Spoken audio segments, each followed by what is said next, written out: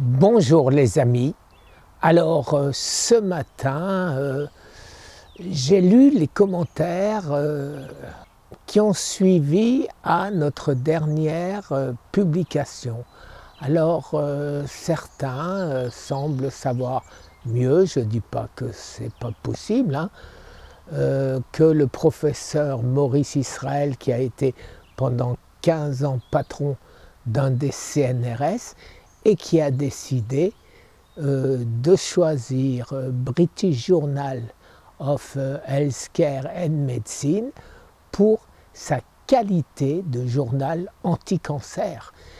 Alors, est-ce qu'il a raison, est-ce qu'il a tort? Moi, personnellement, je ne mettrai pas en ses compétences, j'allais dire. Tous ses confrères lisent ce journal.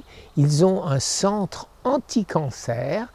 Et j'irais dire la plupart des chercheurs sur le cancer connaissent et utilisent cette revue.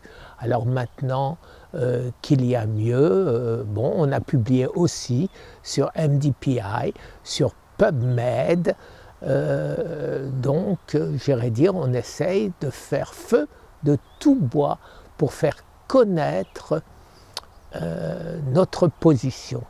Alors notre position, elle est simple. Elle rejoint celle de Thomas Seyfried en ce qui concerne bien sûr le glucose et la glutamine. Nous avons à cet effet trouvé un remplaçant du don, je vous en ai déjà parlé, et ce remplaçant du don, on attend justement la réponse de Thomas Seyfried pour savoir ce qu'il en pense. Avant de vous l'annoncer, je n'aimerais pas vous donner une mauvaise information.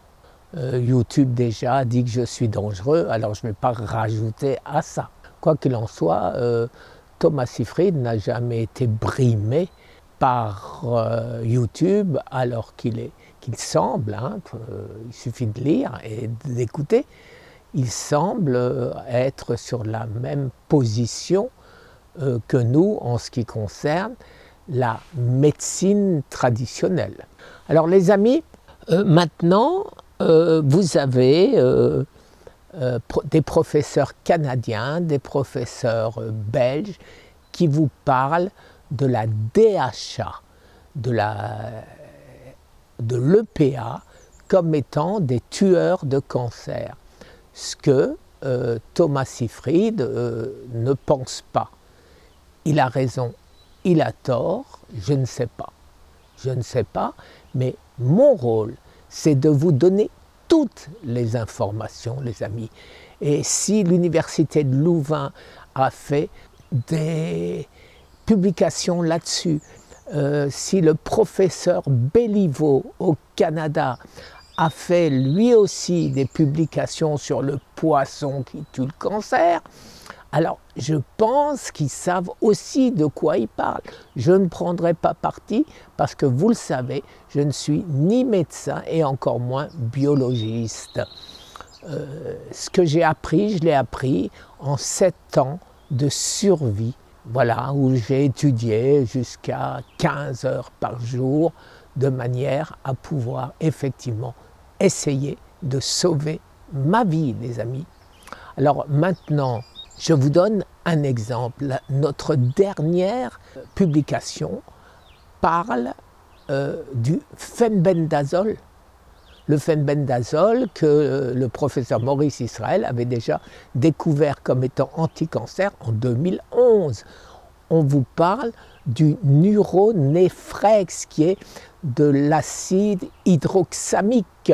Acide hydroxamique qui est un médicament reconnu par la FDA comme étant contre le cancer à travers le pimoside et le litostat.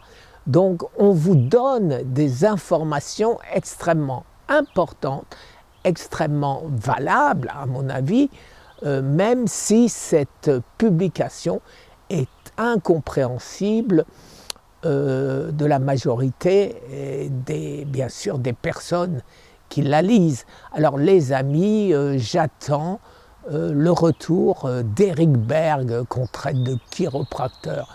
J'aimerais bien être un chiropracteur avec 13 millions et plus d'abonnés et qui sait autant de choses sur la biologie.